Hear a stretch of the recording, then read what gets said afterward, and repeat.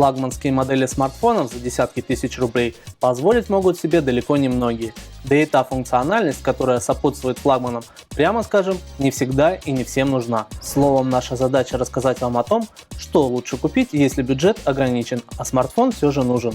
Мы собрали 6 доступных смартфонов, чтобы выяснить, на какой из них стоит смотреть в первую очередь. Все модели более или менее сравнимы технически. У них нормальные 4-дюймовые экраны и новая версия операционной системы Android 4.4 и Windows Phone 8.1.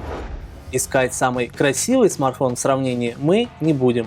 Все, что перед нами, бюджетное и утилитарное. Тут не до внешних изысков. Куда важнее для простого аппарата быть удобным и качественно собранным. На всех тестовых образцах крышки держатся плотно, не прогибаются даже при сильном нажатии. Во время проверки корпуса на прочность при скручивании немного заскрипел только Fly. Сколько-нибудь оригинальным внешним видом может похвастаться разве что бюджетный Acer. Поверхность задней панели рифленая, за счет чего он и выглядит поинтереснее своих одноликих коллег по тесту. Недорогой Fly – единственная модель с глянцевым корпусом. Он скользкий и маркий, как и все представители смартфонов из такого материала. И это, как вы понимаете, совсем не плюс. А вот недорогой Samsung очень хочет быть похожим на старших братьев из модельного ряда. И это ему удается. Смартфон напоминает уменьшенную копию флагманских моделей прошлых лет.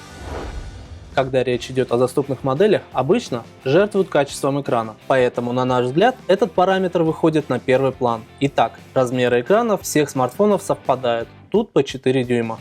Модели бюджетные, и говорить о такой роскоши, как олеофобное покрытие, не приходится. Отпечатки пальцев все смартфоны собирают очень тщательно и охотно. Автоматическая регулировка яркости экрана есть только у Alcatel. А вот у остальных моделей менять уровень подсветки экрана надо вручную. Тут установлена ЖК-матрица TN плюс Film, поэтому углы обзора весьма ограничены. Да и при ярком освещении экраны ведут себя, скажем прямо, довольно плохо. В общем, чудес ждать не стоит. У большинства моделей экраны с разрешением 800 на 480 и плотностью пикселей 233 ppi. Выделяется только Nokia Lumia 530, разрешение ее экрана 854 на 480 при той же диагонали. Это и повышает плотность пикселей до 245 ppi. Но вообще четкость абсолютно сопоставима, особой разницы на глаз вы не заметите. Цветопередача везде далека от идеала, поэтому мы решили сфокусироваться на яркости и контрастности. Обычно, чем выше яркость, тем более разборчивым изображение будет на улице. А низкая контрастность говорит о плоском и бледном изображении. По яркости и контрастности экрана победил Samsung Galaxy S4 Lite Duos. У него оба показателя оказались на хорошем уровне. А вот худшим мы признали ZTE V815W. У этой модели очень сильно разнятся показатели в зависимости от образца. Все тестовые модели получили съемные аккумуляторы. Емкость сравнимая, поэтому явных лидеров или отстающих тут нет. Самая большая батарейка у Samsung, а самый маленький аккумулятор у Acer. В принципе, все смартфоны показали себя схожим образом. Если активно пользоваться интернетом, телефон приходится заряжать уже во второй половине дня, а если отключить передачу данных или включать ее по необходимости, то аппараты при желании могут продержаться 2-3 дня. Дольше всех видео проигрывал Samsung, который здорово обошел своих конкурентов. В автономном режиме на максимальной яркости экрана он продержался 5 часов 15 минут. Близкие результаты показала Nokia и Acer, а вот Fly выступил хуже всех. Он воспроизводил видео всего 3 часа 34 минуты. В режиме игр практически идентичные результаты показали Acer и Samsung, где-то 3 часа 25 минут. И это любопытно, ведь у Acer самая маленькая батарейка среди участников, а у Samsung наоборот, самая большая. Худший результат снова у Fly – 2 часа 13 минут. Дольше всех музыку проигрывала Nokia. Ее время 29 часов 44 минуты. А вот самые скромные результаты у ZTE и Fly – 15 часов 7 минут и 14 часов 50 минут соответственно. В итоге можем выделить 3 модели, которые показали себя лучше всего. Это Nokia, Samsung и Acer. Lumia дольше остальных работает в режиме плеера и при веб-серфинге, тогда как в режиме игр и во время просмотра видео более выигрышно проявил себя Samsung. А вот настоящим аутсайдером замеров стал Fly. Перейдем к возможностям камеры. Итак, фронтальные модули есть только у Alcatel и Fly. Остальные смартфоны лишены возможности создавать автопортреты. Вспышку для основной камеры получил Alcatel, Fly и Samsung. У других аппаратов ее нет, поэтому снимать на них в вечернее время будет весьма проблематично. Однозначным лидером стал Alcatel, который на фоне конкурентов демонстрирует вполне приличное качество съемки.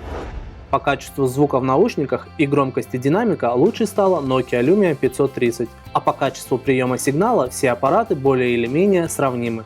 Явных лидеров или аутсайдеров нет. Настало время поговорить о железе. Начинка наших смартфонов не блещет показателями. На общем фоне за счет четырехъядерного процессора Qualcomm Snapdragon и ускорителя Adreno 302 приятно выделяется бюджетный аппарат Lumia 530. Никаких рывков в меню, подергиваний или тормозов. По субъективным ощущениям, именно недорогой Windows Phone стоит рассматривать в качестве кандидата на лидерство в плане производительности. Среди Android моделей лучший результат показал Alcatel, который с заметным отрывом обошел остальных конкурентов. У Acer и ZTE начинка одинаковая, поэтому тестовые показатели у них очень близки. А вот Samsung использует совсем слабый одноядерный процессор. Операционная система Windows Phone 8.1 своеобразна и ни на что не похожа. Плитки можно ругать, можно хвалить, но для бюджетного телефона они явно лучше, чем Android. Управлять на экране основными функциями комфортнее, но можно пожурить Microsoft за то, что под платформу по-прежнему нет эффектных игрушек и навороченных плееров, но нельзя отрицать то, что среди бюджетных моделей платформа раскрывается полностью. Тут и стандартная клавиатура весьма удобна, и сам интерфейс работает более плавно, а главное, им проще управлять. Тут сильно выручают крупные элементы, которых не хватает смартфонам под Android. Подведем итог и ответим на вопрос, что же брать, если бюджет ограничен. Мы рекомендуем два аппарата. Первый – Nokia Lumia 530. Смартфон хорошо работает за счет четырехъядерного процессора, качественно собран, громкий и лучше всех проигрывает музыку в наушниках. К тому же у него приличная автономность, и если бы не подкачала камера, он бы был практически идеальным. Но если смущает система Windows Phone, то мы можем порекомендовать вам Alcatel One Touch Pop D3. У него хороший экран, качественная камера, производительная начинка и приятный плеер. Обзор для вас подготовил Павел Терехин специально для Hightech Mail.ru.